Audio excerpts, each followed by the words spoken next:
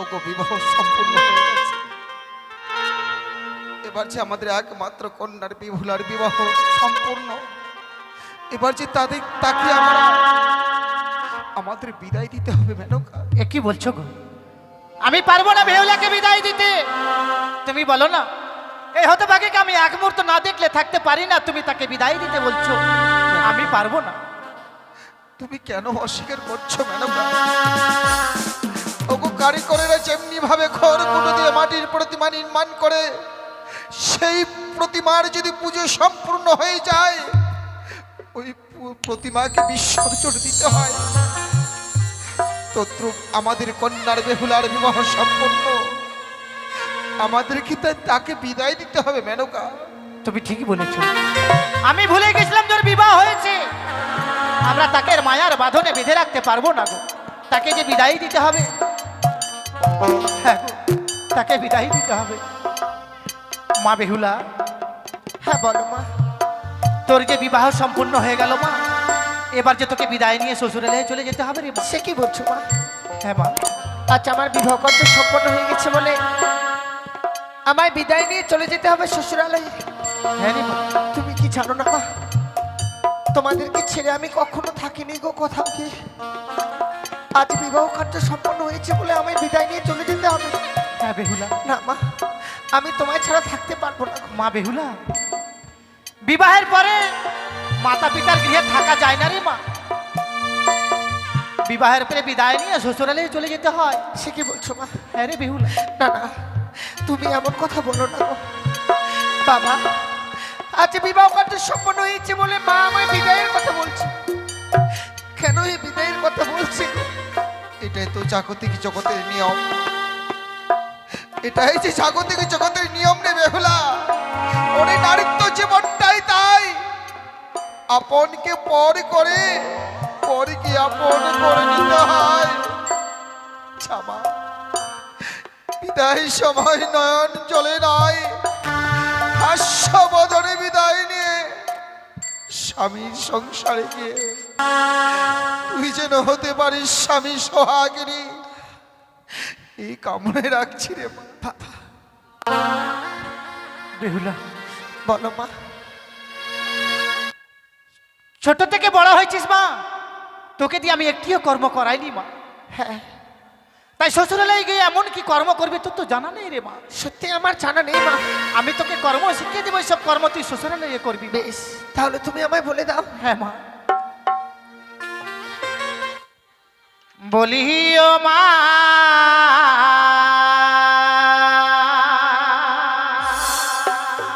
বেহুলা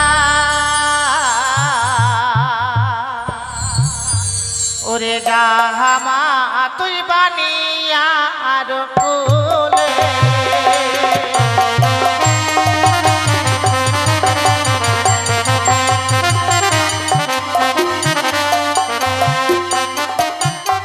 সকাল বেলা ও মা বেহুলা, ও মা তুই দিবি ঝাড়ো ঝাঁটিয়া। আমি তাহলে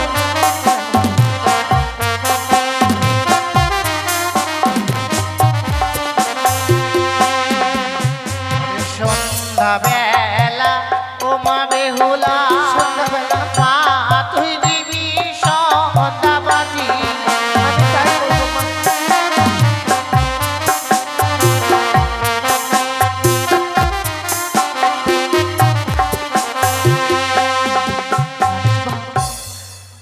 সন্ধ্যাবেলায় সন্ধ্যাবাতি দিবি। আর সন্ধ্যাবাতি দিলে কি হয় জানিস মা? কি হয় মা? সেই ঘরে বিরাজ করে লক্ষ্মী আর সরস্বতী মা। তাই? হ্যাঁ রে মা।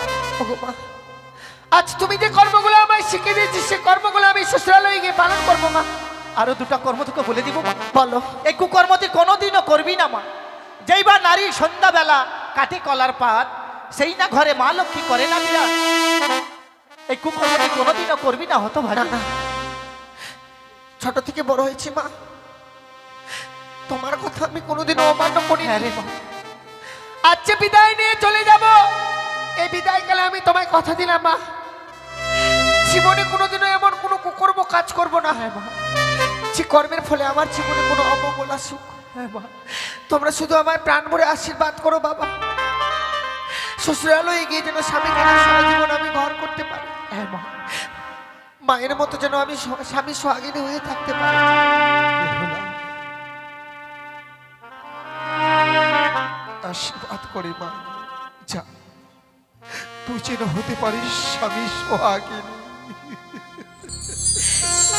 বিদায় বাবা, বিদায় মা। জানি না জীবনে আর কোনোদিনও ফিরে আসতে পারবো কিনা। কি বলছিস মা? এটাই মনে হয় আমার জীবনের শেষ বিদায়। বিদায় উজানি নগরের বাবা মায়েরা, বিদায় গো, বিদায় বেলা।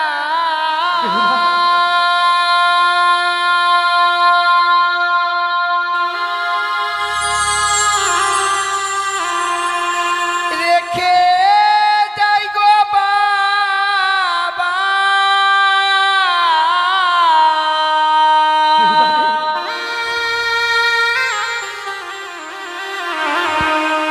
আমার ব্যথা ভরা আখি ও গো মাতা, ব্যথা ভরা আখি ও গো মাতা,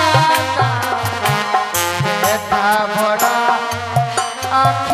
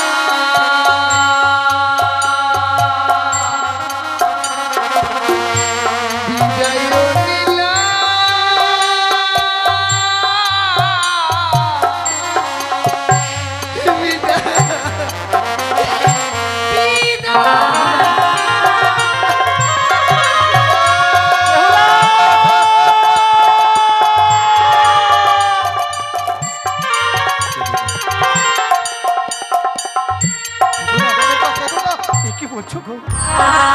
ও মা বাবার চোখের জল যদি সন্তানদের জন্য নেমে যায়, এতে যে সন্তানদের জীবনে অকল্যাণ নেমে আসে মেনকা।